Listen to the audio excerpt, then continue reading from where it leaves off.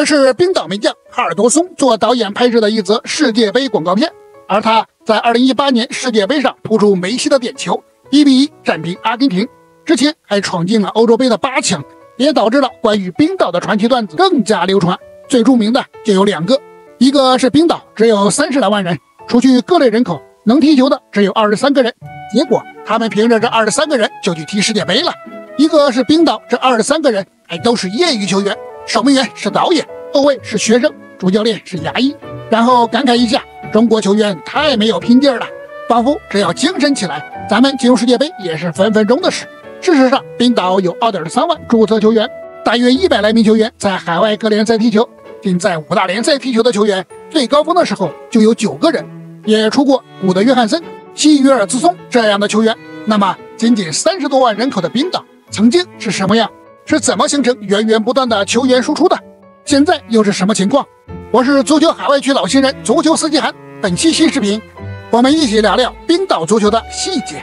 冰岛应该就是金庸小说里冰火岛的原型，是个接近极地的火山岛，极具特色，可以冰川中间藏，泡在温泉中悠闲看极光。也正是这种气候让户外体育活动开展很受条件限制。虽然冰岛足球联赛在1912年就成立，但能在室外踢球的日子只有5月到9月，然后要经历7个月的冰封期，因此一直没有完全职业化。但冰岛人其实很有足球传统的，最晚到1966年，冰岛就建立起至少3个级别的足球联赛系统，不过水平也只不过是自娱自乐。冰岛国家队参加了1958年瑞典世界杯预选赛，最终在预选赛中4场比赛一共丢了26个球。1967年冰岛又2-14输给了丹麦，其中丹麦3名球员上演帽子戏法，被曾经统治过自己的对手虐杀，鼻青脸肿，是可忍孰不可忍，那还是忍了吧。到了70、80年代，冰岛经历经济危机后又快速发展，拜金主义盛行，体育一度被视为是浪费时间的事情，足球参与人数和参与市场又进一步缩减，冰岛足球的成绩更是输完这个输那个，看上去不能忍的惨案就不少。73年世界杯预选赛上，客场输了荷兰0-5，主场又被打了一个8-1，冰岛也以负27个净胜球的结果结束了小组赛，鼻青脸肿啊。80年输给苏联一个0-5，81年输给捷克斯洛伐克一个1-6，87年主场让东德揍了一个6-0，连续鼻青脸肿一直到90年代中期。94年欧洲杯预选赛上又被土耳其打个5-0，96年主场被斯洛文尼亚摁在地上打了一个7-1，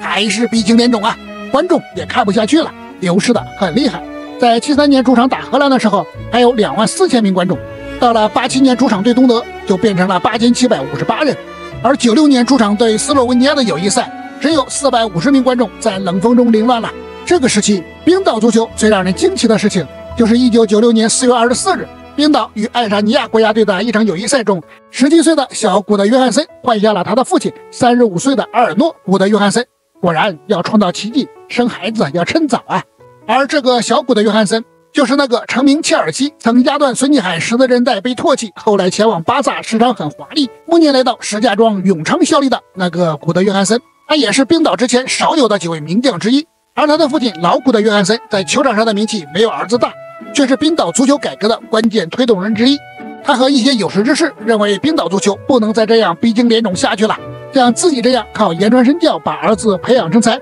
又带到国外踢球的完全不具有可复制性，便把精力放在了提升冰岛足球基础建设水平和普及上。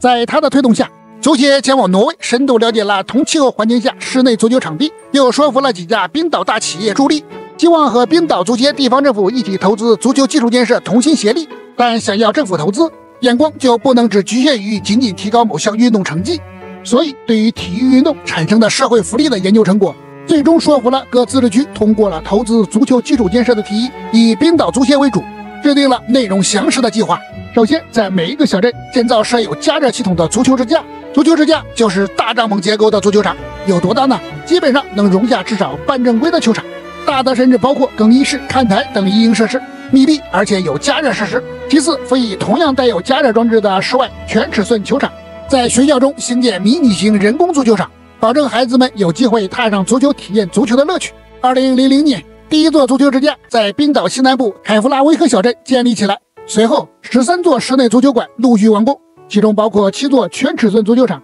以及6个半尺寸球场。除此之外，还有20片露天人造球场，以及超过150个校园以及社区迷你球场，让足球成为了一项全天候的运动。而这个数量一直在增加，到了2018年，冰岛已经拥有了179座全尺寸球场，每1800个冰岛人就有一个。而体育发展不错的上海是12万人一座。最重要的，这些设施大多还可以免费使用，